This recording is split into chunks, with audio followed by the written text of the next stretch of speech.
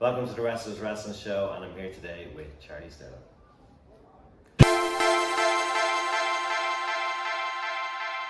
Okay. So, Charlie, I suppose the first question I have is, I would always say that selling and reacting is probably the two most important ingredients of pro wrestling. What's your take? What would you say is the most important aspects of pro wrestling for you? Yeah, I'd definitely say selling is up there. One thing I find with a lot of wrestling nowadays is a lot of people tend to overlook the selling aspect, and they don't put enough into it. And there's different points in matches where you need to be selling more and selling less. For example, at the beginning, you probably don't need to sell as much, but I always think I see it as a health bar. So you see a health bar when you start the match, it's full and green. Like a video game? Like a video game, yeah, and as the match continues, gradually that health bar is going down and down and down. And then when you're in a heat, for example, you're going to watch it slowly decrease, and your selling should be, once that cutoff comes, whatever, if it's dirty, whatever, you sell the dirty area, and then gradually your health bar is going to decrease, and then your selling should match that. So as your first hope spot might be real fiery because you're coming back on the heel, bang, bang, bang, bang. And that, in the same cases with the heel as well, he's got to think, in that position, the babyface health bar is going to be less than the heels, but every time he comes back with a hook spot, the heel's also going to drop. And the heel needs to be thinking about that too when he's running a hook spot. So when he's first cutting the babyface off, he's like right up there, maybe sell a bit of the shine, come back to him, run the hook spot, and the babyface is alive again, the heel cuts him off, and then gradually their health meters are dropping.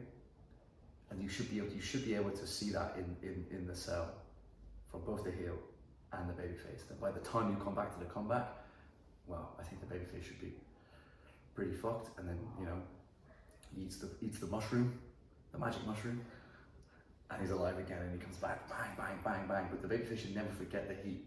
That's where a lot of babyfaces, they just suddenly they come alive. They're doing clotheslines, they're doing jumps off the top rope, they're doing nip ups. And it's like the last 5 minutes of heat has just never happened. Yeah. And the babyface always needs to remember that they've just taken a fucking massive heat, and to remember to sell that too. Especially if you work an anchor like a leg or something like that. You're obviously going to need to remember that legs was worked on the whole time. Yeah. And your comeback should reflect that. You have a very special kind of selling style. Everything is like really big. I kind of like look at your style kind of more so on a Mr. Perfect and some of the old school people like that. Who did you take inspiration and watch as you were breaking in? Yeah, so those guys have always been my favorite wrestlers, like the Mr. Perfects, but on the flip side as well, Bret Hart and the way he sells is a very realistic way. Yeah. Shawn Michaels obviously as well, with over the top selling and bumping. Those guys were really influenced me in how I work. And then I like the tag wrestling as well, so a lot of the old tag wrestling, where the midnights and things like that, where the hot tag would happen and then they would be bumping around, and you could clearly see that they're big bumps booming. And it seems like back in the 80s and early days, whenever they'd get bumped, the crowd would go woo, woo, and in that time they go, ooh, there's a big bump, bang, big feed, and then boom, and then there's the next one.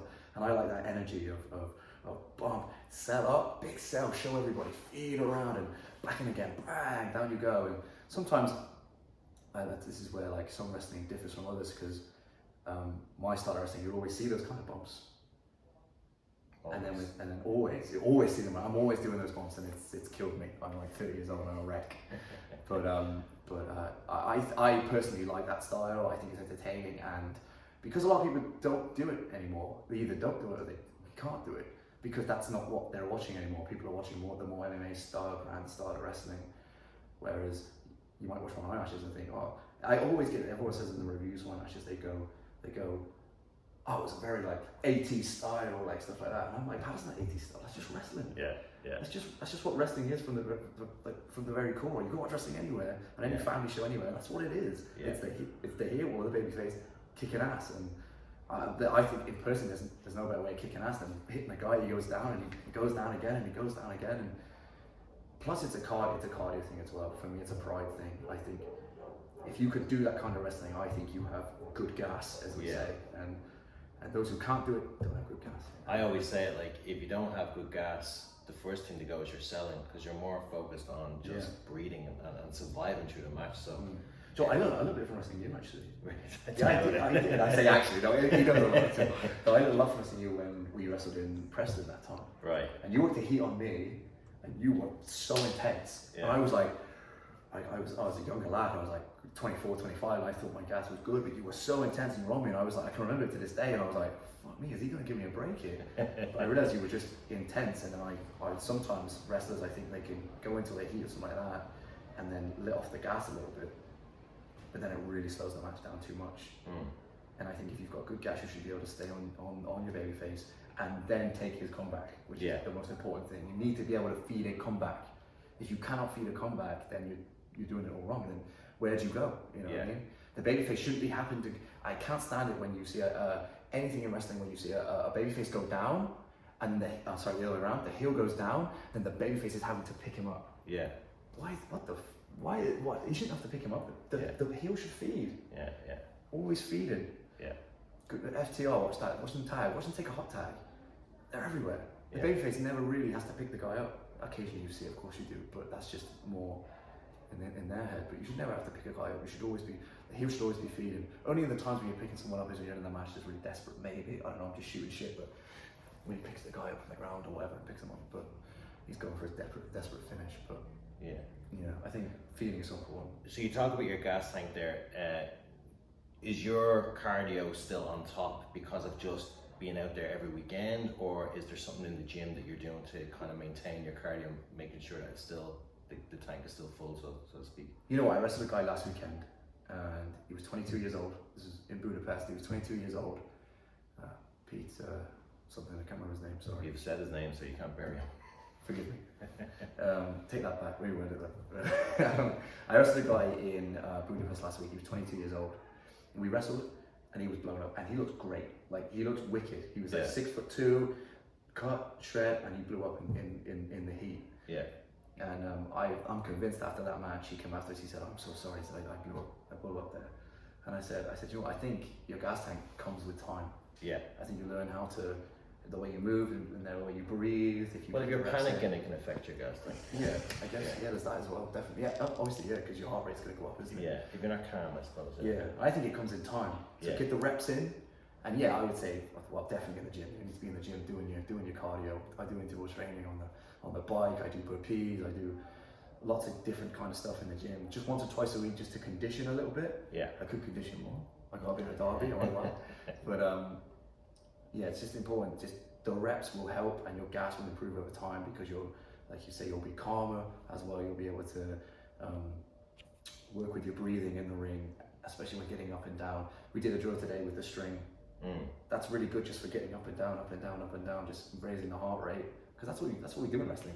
We get knocked down, we get back up again. Yeah, it's mostly bursts, isn't it? It's like run a spot, and then boom, and then it kind of settles for a while. Yeah. So the thing that the realization I had early on is that running on a treadmill is not going to get it. So you said you do interval training to keep the gas tank full, and you also do did you say burpees? I think it's probably something kind of, as I always say to my guys, it's probably as close as you're going to get to replicating wrestling cardio. Absolutely, yeah. Yeah. Is there anything else that you can kind of say and kind of just before we move on in terms of keeping because the cardio aspect of it is so important. If you're in the ring and you're tired, everything is kind of fluctuating. Yeah, just try and be confident in what you do as well. If you're confident in your wrestling, you can think about. You don't necessarily have to think about your gas tank more. If you try, you'll blow up if you try. Like, I think sometimes you'll blow up if you try like lots of new things which you're not used to doing, and that's the way. That's what you learn. And just keep on top of your cardio.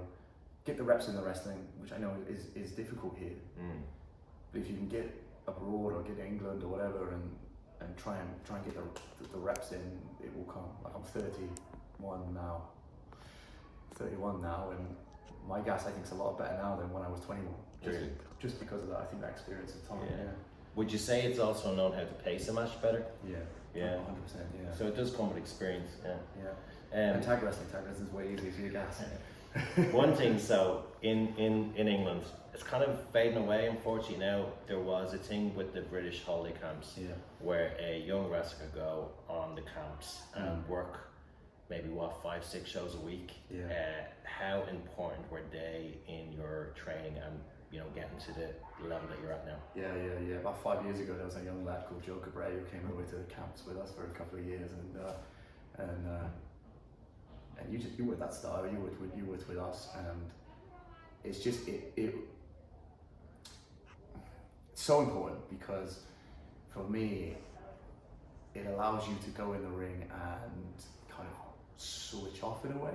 You switch off your memory because you can go in and it really is working. You go in, you turn up to your holiday camp. Sometimes you do 2 or 3 in a day, right? So here's the day. So 12 o'clock hits, you've got to have the ring up, and then you do your match at 1 o'clock. You set the ring down by 2. You're at the next venue for 3. You set up for 4, and you're gone again. You're wrestling again. And sometimes you'll switch the cards or whatever. So that time in between 3 o'clock and 3:30 when you're going on, there's not much time. You just get ready and warm up and go and wrestle. And that's the point. You go out there in front of those camps, and sometimes you just call it. And some things are absolutely awful, and some things are really good. And then in time, especially as a babyface, this is why I like to work as a babyface. You're able to get a style down that not only you can go out there and do to 100% perfection, you can do it and you can call it. That's the important bit. Whether it's Joe wrestling me, whether it's Joe Bloggs wrestling me, whether it's anyone else wrestling me, I can go out there and I can call my shine, I can call a cut off, I can call my comeback, and I can call a finish. And that's probably was the most important thing for me. And timing was probably the most important thing for that kind of thing. That's what I learned anyway. You were able to. You still struggle with the timing. A little bit, yeah. Sometimes I go a little bit. Basically, these camp matches are like half an hour long, so we're marathon wrestlers, and sometimes they want you to wrestle 5 or 6 minutes. Sometimes cut to 3. I need you to go short. Yeah. But sometimes I struggle with time. I think as well, you learn on the camps to still have an entertaining match, but work smart. You can't go out there and do dives to the floor. Yes. And you can't go out there, so you have to find other ways of, really entertaining the crowd.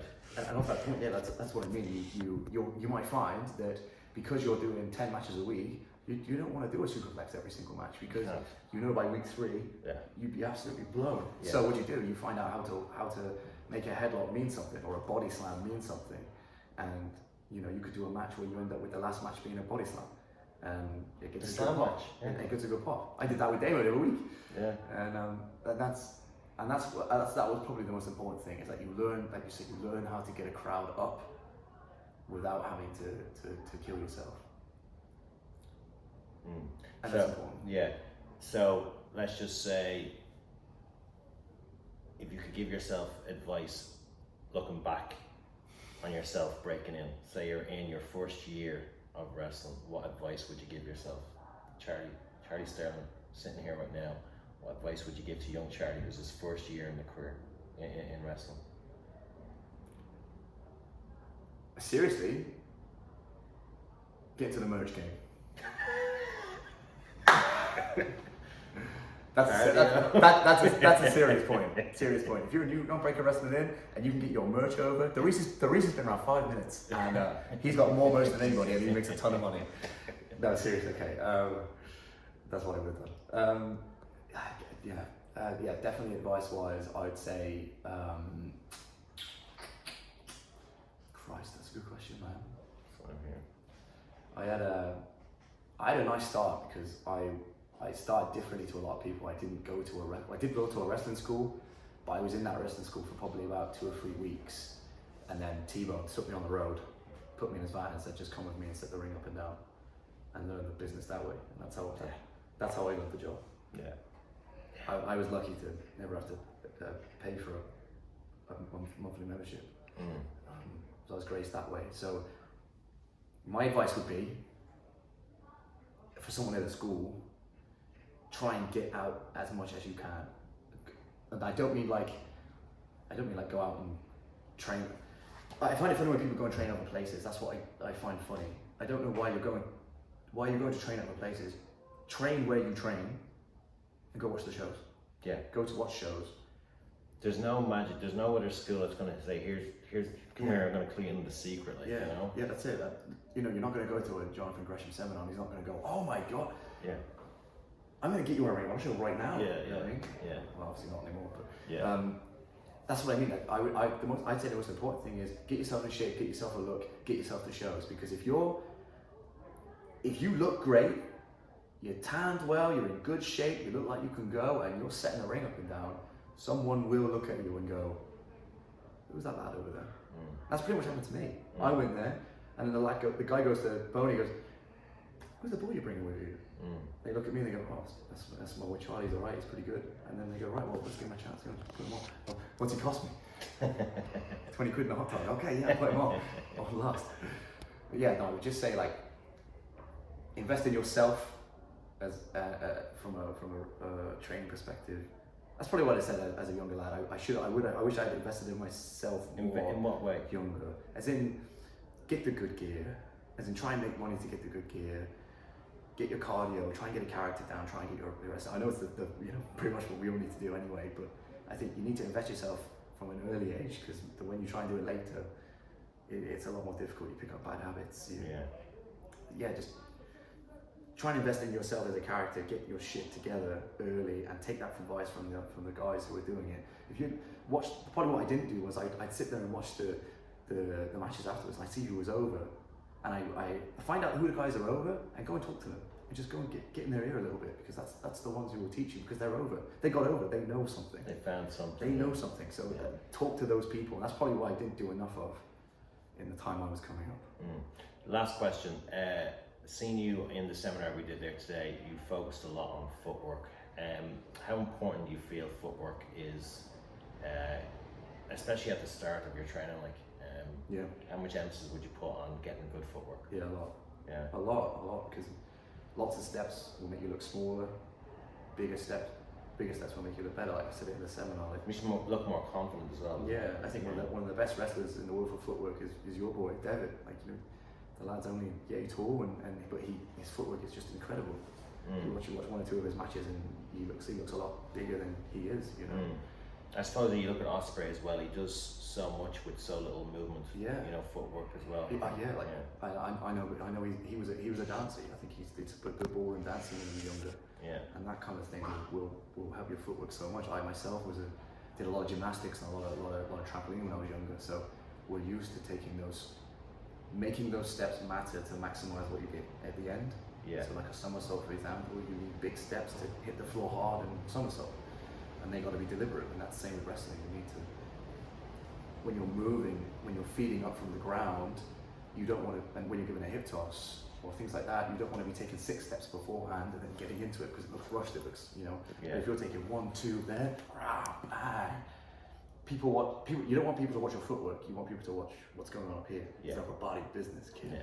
You want people to watch what's up here, not what's down there. That's the same with their headlock. Like when the guys were putting headlocks on earlier, they were like moving their feet a lot rather than doing what's up here. People would just watch your feet and then go back to the headlock. Whereas if you put a headlock on and you work the headlock, people get what's going on by watching that rather than your feet. Yeah. So I always see on Twitter, people throw up, 60-second clips of spots, and in my opinion, these young guys are kind of putting it out there as going how great this is, and it's not, in my opinion, not very good, because they don't have they're trying to do those kind of Will Ospreay, Finn Balor spots, but you can see that the selling of the movement, so their movement is not really great, and then the footwork is just horrendous. Yeah. I think they're pretty important. That's the reason why I brought you on this show, basically, is because you've great footwork and you've great selling. I suppose there's something that you've pushed to the forefront. I just think you have to think it like this. If you're a high flyer, if you're not as good as Will Ospreay, why are you a high flyer? Because he's the best in the world. You know what I mean? Like, and he's so prevalent right now. Like, he's doing all this great. He doesn't do as much as he used to, obviously, but because of the way he's wrestling now. But if you ain't doing a handspring cut as clean as him, then don't do it. Yeah. Do something else. And that's what I tried to do. I was like, well, I'll tell you what, nobody does lots of bumping and feeding anymore, so I don't know, I'll do that and try and get that down, and sometimes I maybe give too much and don't give enough myself, but I try and take wrestling and make it a little different to what the other matches are doing. Yeah. At least I think that's very important in today's game, to try and stand out a little bit. Yeah. And footwork and selling will help. Footwork, selling, Mm. and a good gas tank. A good gas tank, good gas tank, good gas, very important. Selling, very important. Feeding, very important. Everything's very important. Intensity is so important now. Yeah. That's what, definitely, okay, as a young lad, holiday camps was an issue. The only downfall with holiday camps was the intensity lacked because you were playing to a family show and you were trying not to make it too aggressive, you know what I mean? So, Yeah. Going back to your question of what I would tell myself as a young lad, I would definitely say intensity is something I wish I had when I was younger. That's come later, and now I'm fairly intense with my wrestling, but when I'm doing some funny matches. But even still, when you're doing comedy, you can still make comedy really intense. Mm. It comes hand in hand, and it comes in time with experience. But I would definitely say intensity is something that you need to bring from the start, and I think that's what makes you stand out. Because you've seen it so many times, you know. They'll run a spot, there'll be no intensity, and it'll look real hokey, and it'll look real little bollocks. That kind of dance style of wrestling that's kind of been in for a while. I just personally just kind of switch off. Exactly, yeah. But if you see something like a tie up, if you see something like a tie up, I remember watching. I think it was you and Adam, and there'd been a few matches on beforehand, and everything was fine. And the match starts, and everyone's kind of like waiting. And next of all, you and Adam tied up, and everyone's like, because it was probably the most intense thing on the show, and it was a lockup. Yeah. You know. Yeah. So, I mean, another thing as well I learned quite early on is that your lockup is sometimes the first thing they see, and if you just go up and go, you know, you're kind of like, oh. But you guys captivate the audience like that with just a lockup. I always kind of tell the young guys, I goes, watch that match today somehow with intensity and selling, because you kind of sold to the crowd like you're going to see something good here, and then a good strong lockup. And I said, like, they got them on a lockup. Yeah, you know, yeah. so important. Yeah, it's very important. Yeah. Yeah. And that was me looking at the show and just going and seeing what was on. Yeah. And going, oh, you know, me and Adam are kind of the same height. We're big, you know, we're big, not big, but we're bigger than a lot of lads here, and we're going to start this match. And we're in a 6-man tag where there's lots of moving bodies. People are going to move. They're going to do running stuff. They're going to do other shit. Why don't we just do a tie up? Brilliant. And so we just tied up. Yeah.